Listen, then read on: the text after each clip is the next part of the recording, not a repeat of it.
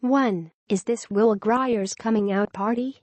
The West Virginia quarterback has already garnered attention for leading Florida to a 6-0 record 2 years ago before his one-year suspension.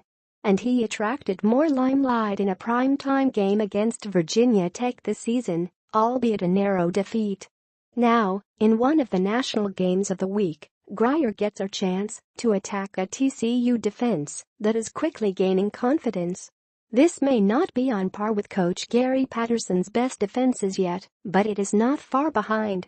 The number 8 Horned Frogs have a bevy of physical linemen to rotate in and an experienced secondary. Grier gets a chance to do what Oklahoma State's Mason Rudolph couldn't do, beat TCU. 2. Can Jesse Ertz stabilize Kansas State's passing attack? The accomplished Jesse Ertz has completed only 37.8% of his passes over the last 2 games. A large part of the problem is that his receivers have dropped more than just a few passes during those 2 games. This is expected to be a low-scoring affair, and Texas is well-equipped to squash Kansas State's running game. The onus will be on Ertz and his uneven receiving corps to mount their attack through the air. Ertz, though, needs to be aware of where Texas defensive back Deshaun Elliott is at all times. He has 4 interceptions. 3. Will Jacob Park get back on track? The most surprising part of Iowa State's home loss to Texas was how poorly the Iowa State quarterback played.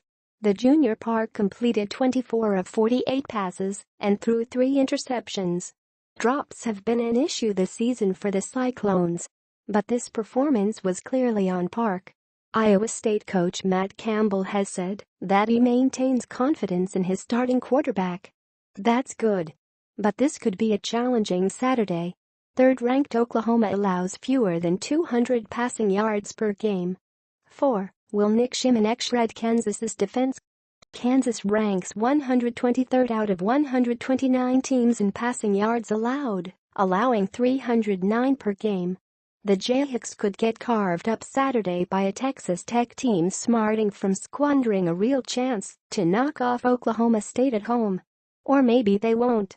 The odd thing is that the issue with Texas Tech the past 2 games, dating even to its victory at Houston, has been its offense.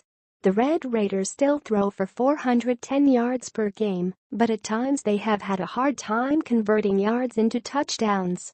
Shimonek is tied for 7th nationally in passing yards. Coach Cliff Kingsbury said that Shimonek, in his only year as a starter, has improved each week. He's been strong so far, Kingsbury said, and I expect him to get better these last 8 games. 5. Will Texas's quarterbacks jumpstart the Longhorns' offense? First-year coach Tom Herman said he's gone back to the drawing board in hopes of finding a spark for his underwhelming offense. The running game has struggled. The offensive line has been diminished by injury. Starting quarterback Shane Buechele has already battled a bruised shoulder this young season.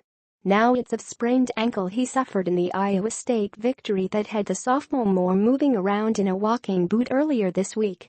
If Texas is struggling to generate a rushing attack, Buechele will need to avoid mistakes in a game that figures to be low-scoring. Points are very difficult to come by against a sound Kansas State defense.